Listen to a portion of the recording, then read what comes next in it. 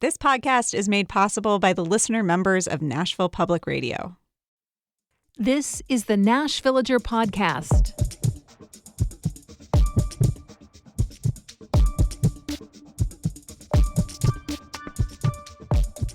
It's February 14th, 2025. Happy Valentine's Day. It's a day for roses and chocolate. And in case you missed it, yesterday's episode of This is Nashville can tell you all about the delicious chocolatey treats made here locally. You can find that in the This is Nashville podcast feed. And of course, today's a day for celebrating romance of all kinds. So hopefully you can forgive me for getting a little cheesy, a little bit goofy, and referring to this as the day when the United States first got into a relationship with foreign nation states, since our flag was first recognized by another country's navy on this day in 1778. Or for saying this was the day our nation's politicians truly fell in love with a new tool for PR. It was on this day in 1849 that Tennessee's own James K. Polk became the first U.S. president to have his photograph taken.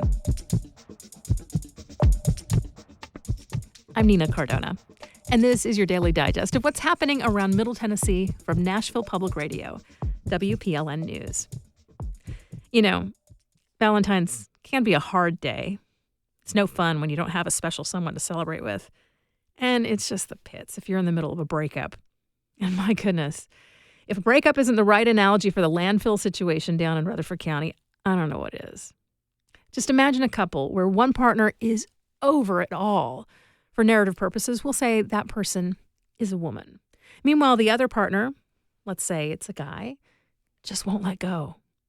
For a long time, she'd brought up issues that bothered her. And from her perspective, she felt like he just brushed off her concerns. From his point of view, she was making a big deal out of nothing. And once he said everything was okay, she should have just let it go. Now, in real life, I'm talking about community complaints that the landfill smelled really, really bad, even for a trash dump. Some discomfort with the idea that most of quickly growing Middle Tennessee was burying its trash in their backyard, and that the landfill was accepting low-level nuclear waste without telling the community. On all of those points, the company operating Middle Point Landfill said they were complying with every legal regulation, so don't worry. And through it all, the landfill just got closer and closer to being totally full. Back in our story of romance, she was quietly feeling iffy. Their situation was complicated. They lived together. Their lives were really entwined. But more and more, she felt like when the lease was up, she'd probably break up with him. Meanwhile, he was eager to take the next step. Dude bought a ring. He got down on one knee. Now, the real-life proposal is that Republic Services wanted to expand the footprint of Middle Point Landfill into the buffer zone of their property to add more capacity, more years of viability for the place. Rutherford County officials did not give their okay. Her answer was no. She told him she just didn't see this as a long-term relationship. The guy did not take it well. He went to her parents, the Regional Solid Waste Board, and asked for their blessing anyway. They said no. He went around to their siblings and tried to get them to put in a good word. This would be when the company held a bunch of community events to try to get rank and file voters on their side. She was so ready to be done and truly broken up, but remember, they lived together. She started actively looking for another apartment. And then she realized she was actually in a position to build her dream house, designed just for her, from scratch. Officials in Rutherford County and Murfreesboro devised a plan to totally transform the way they handled household waste, with way more recycling and repurposing of the trash and no landfill in the county anymore. But there was a catch. It would take time. The house had to be built. And in the meantime, there she was, still living with the guy, even though emotionally she was totally over him. Oh, but he wasn't ready to quit her. Things boiled over into some pretty nasty arguments. This is when both sides took the other to court. Some of that litigation is still pending. Then he got it in his head that maybe the problem was the ring, so he bought a new one. He proposed yet again. This would be the latest development, which is Republic Services' pitch to expand onto county-owned land next door to the landfill rather than the previous expansion proposal on their own property. And so now here we are on Valentine's Day. Our couple is still caught in the swirling mess of a romance gone sour. She's actively working on building that dream home. He's trying really hard to talk her into that plan B. And off to the side, their mutual friends, all those other counties that send their trash to Middle Point, are bracing for the breakup to end all breakups and trying to figure out if they can avoid getting caught in the fallout.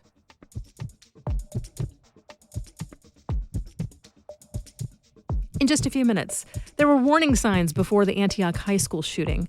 But how are those kinds of things handled? That's coming up after the newscast.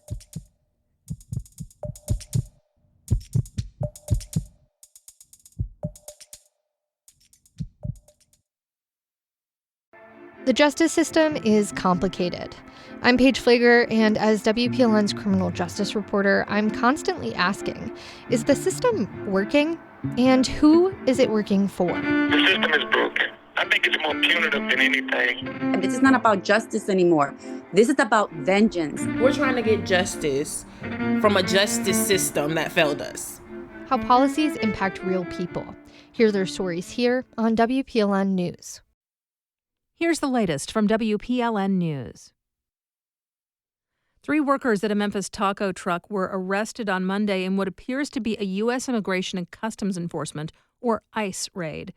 3 federal agents showed up in plain clothes and entered the truck. The owner said on Instagram that the agents did not show a warrant or IDs before entering and did not leave behind any identifying information. The workers who were arrested told their employer they are now in ICE custody. The Federal Department of Homeland Security told the Memphis Commercial Appeal the arrests were part of an investigation into, quote, potential labor trafficking. The Tennessee Immigrant and Refugee Rights Coalition has condemned the raid. Director Lisa Sherman-Luma said, quote, enforcement actions like this erode trust in our community and make all of us less safe. Luna also called on the federal government to release more information about why the raid happened. Well, with temperatures falling below freezing, Metro reopened its emergency overflow shelter last night. The city plans to continue monitoring the weather over the next week. The shelter opens when temperatures drop to 32 degrees or below for at least 3 consecutive hours, offering unhoused people a safe place to stay. The shelter has operated for more than 30 days so far this winter season, and more than 250 people stay at the shelter on an average night. City leaders and some community members gathered this week for the reopening of Brookmead Park in West Nashville.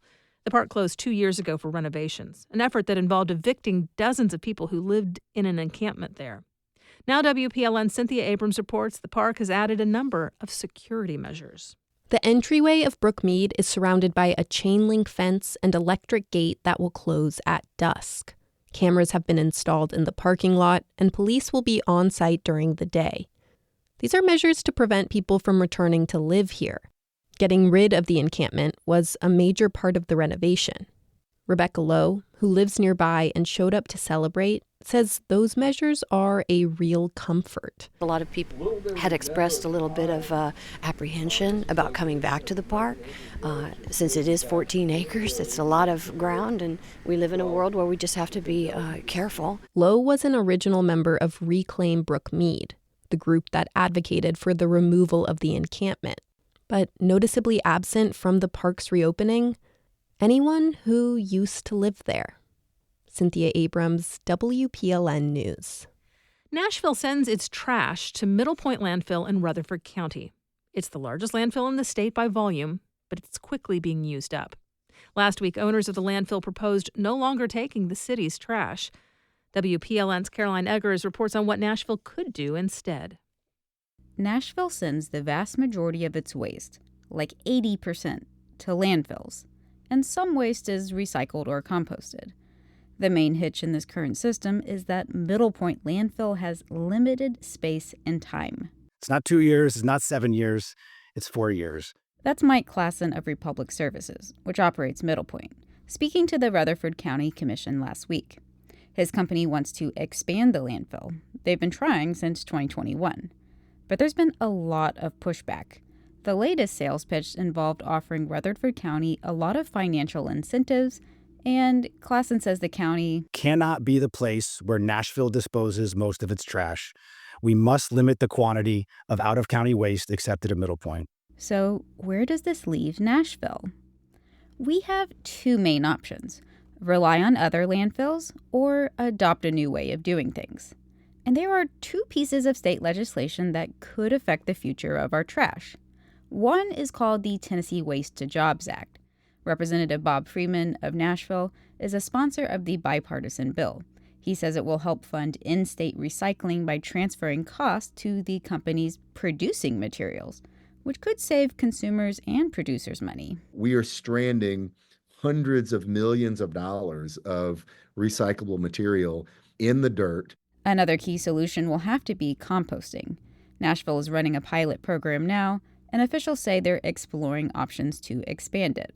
Between recycling and composting, that could cover most of our waste. Otherwise, we'll have to rely on landfills, or maybe even build new ones. And this could pose more environmental risk. There's a new bill to allow the construction of landfills near Tennessee's legally protected rivers, including parts of the Duck River. Caroline Eggers, WPLN News. Middle Tennessee's local dairy brand is getting out of the ice cream business. Purity will continue to produce fluid milk products at its Nashville factory, but the ice cream facility, located in Athens, Tennessee, will drop the Purity line and expand its production of Mayfield dairy products. That's a brand with roots in East Tennessee. WKRN reports the last of Purity's ice cream products will be gone from retail shelves by the end of next month. You'll find more news anytime at WPLN.org. Long before 17-year-old Solomon Henderson walked into the Antioch High School cafeteria with a gun, authorities in Tennessee were alerted to his threatening and violent behavior. WPLN's Paige Flager and ProPublica's Aaliyah Swaby have been digging into whether authorities heeded the warning signs. In 2020, Solomon Henderson was just 13 when his mom called the police on him for punching her in the face.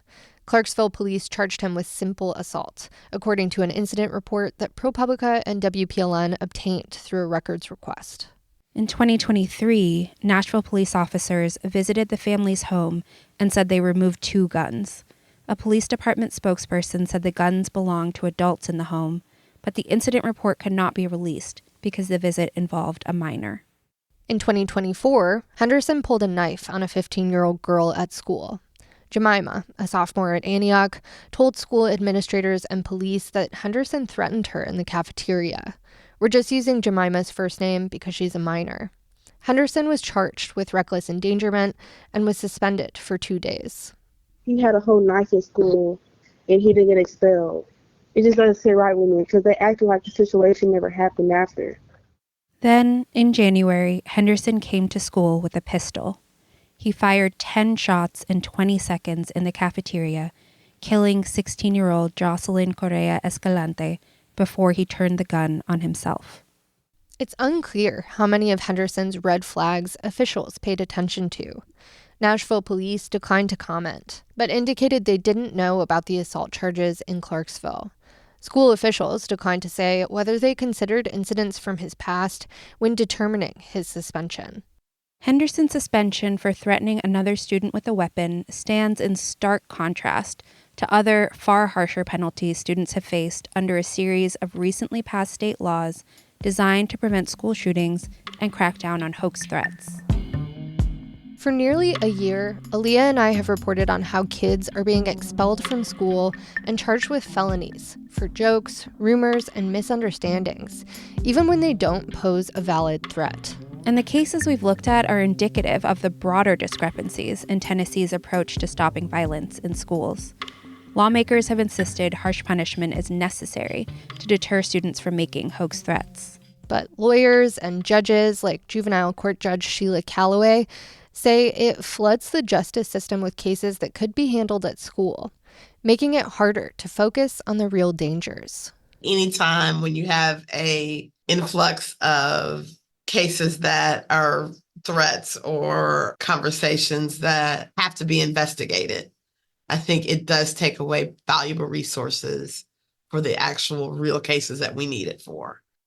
School officials and police in Tennessee are required by law to work together on what are called threat assessment teams. They're tasked with investigating cases where students show dangerous or threatening behavior so that they can intervene before a situation escalates. Melissa Nelson is a school safety and security consultant who has trained thousands of school employees on managing threats. When we aren't using evidence-based practices and we don't have a good framework of specific things we should be looking for asking about, then we do have a very high potential of missing warning signs, missing risk factors that we could be addressing before a weapon's in a school, before a kill list is created. Metro Nashville Public Schools declined to comment on whether they completed a threat assessment in Henderson's case. If school staff and police did complete one, they would have been required to consider Henderson's history of violence and risk of future aggression. They also would have had to decide how to address any concerns they had about Henderson, like randomly checking his backpack or locker and helping him to get counseling. The way the district handled Henderson's behavior has frustrated Jemima and her family. The family made the decision to not go to court in the case against Henderson. It's a decision that her mom, Patricia Larime, said she now regrets. I should have gone to court with him because maybe that day we would have given him help. But I felt like Mitchell failed him. Jemima said she feels like the district's lack of action could have resulted in her being one of Henderson's victims. Y'all felt me and y'all felt everybody else in the school. And I just feel like the situation should have been handled differently. Aaliyah Swaby and Paige Flager, WPLN News.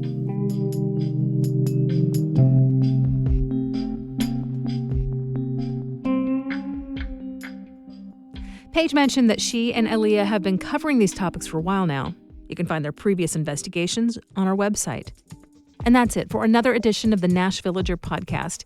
We take this look at Nashville news every weekday. If you like it, go ahead and subscribe on your favorite podcasting app and tell a friend or give us a mention on your socials. It really helps get the word out. And of course, everything at WPLN News is listener supported. You can become a member at WPLN.org. Thanks so much for listening. Let's make this day a good one. And we'll catch back up next week.